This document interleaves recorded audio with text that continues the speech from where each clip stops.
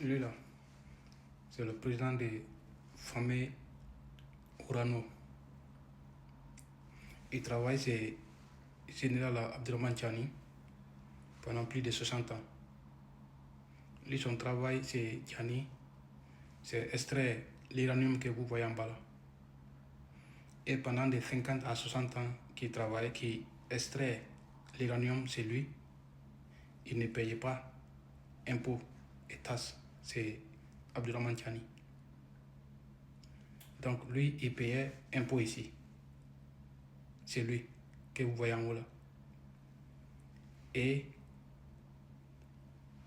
lui là a convoqué, Abdurrahman Chani a convoqué le président de Orano. Lui, il a envoyé son indulgent ou secrétaire, je ne sais pas trop quoi.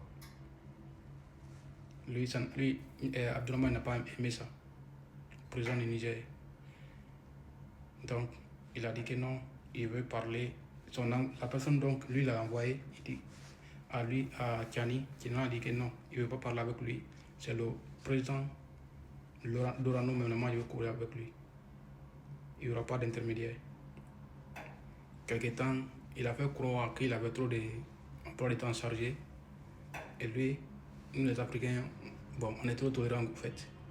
Lui, il a accepté. Il dit, bon, cherche un emploi de temps propice pour qu'on puisse se rencontrer. Donc, il a essayé de trouver un emploi du temps pour qu'il puisse rencontrer le président. Dès qu'il est venu, le président Chani a dit, bon, on va revoir le contrat. Parce que ces contrats ne sont pas en faveur du peuple nigérien, mais plutôt en défaveur du peuple nigérien. Mais par contre, c'est à votre faveur. Par conséquent, on doit revoir le contrat. Désormais, tu dois payer impôt chez nous ici. Et plus, les 50 à 60 ans dont tu as travaillé, pendant ces temps, tu n'as pas payé impôt, tu dois payer au moins un droit. Pas tous les 50, pas impôt, mais c'est un droit. C'est quel droit qui veut dire? Parce que les produits chimiques, donc Orano utilise pour laver l'uranium avant de charger pour envoyer en Europe, ça détruit l'environnement nigérien. Par conséquent, lui a dit que non, ils vont payer droit pour ça. L'argent que lui, Chani a dit, d'après lui, que c'était trop. Chani dit, bon, pendant les 50 ans, il n'était pas dit de payer les impôts. Normalement, c'est ce que tu devais faire. Mais il dit non, il faut payer droit pour l'environnement. Lui, il a refusé. Comme lui, il a refusé, Chani a dit que bon, quand tu as refusé, d'abord, il veut retirer d'abord ton permis d'exploitation d'uranium. On va jusqu'à nouvel ordre. Dès l'instant où on va trouver un terrain d'attente, là, il va te redonner ton permis. Lui, il pensait que non, il a l'habitude de traiter avec des petits Africains et autres. Il a essayé de faire il a appelé lui là, que vous voyez en haut ici, que lui va intervenir entre lui et lui. Macron, Emmanuel Macron. Emmanuel Macron a appelé Chani, que non, il faut essayer de résoudre avec ce problème. Bon, voilà. Et Chani dit que non, du moment où il signait le contrat avec mon pays, tu n'étais pas intermédiaire. Donc, par conséquent, moi, je ne veux pas intermédiaire. C'est entre nous, moi, le Niger et le président de l'Orano.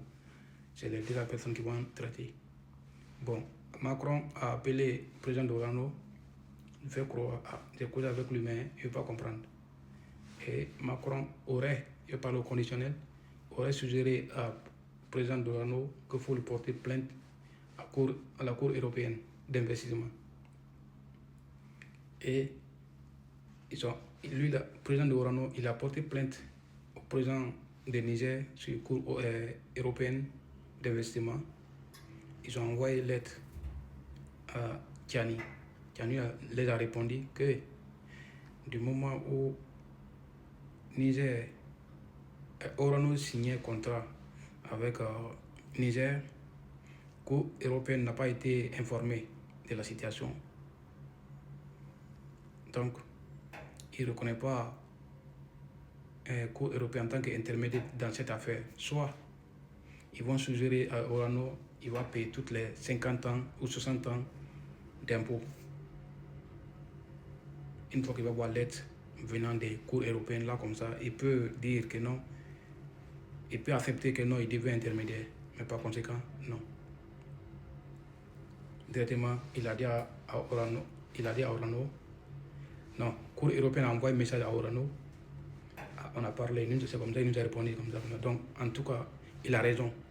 Si vous voulez que nous, on poursuive en tant que cours européen d'investissement l'affaire, il faut qu'il paye d'abord les 50 ans ou les 60 ans dont vous avez travaillé sur lui sans payer impôt. Il a raison. Et lui, il a laissé l'affaire. Parce que cette affaire, la somme est colossale. Il ne peut plus venir en arrière pour dire que non, pour l'argent de l'environnement, donc Tiani l'avait proposé, qui va payer ça, non. Désormais, Tiani dit que non, il faut que non, tu dois payer les 50 à 60 ans dont tu as travaillé sans payer impôt chez moi. Donc, il a décidé de rentrer chez lui.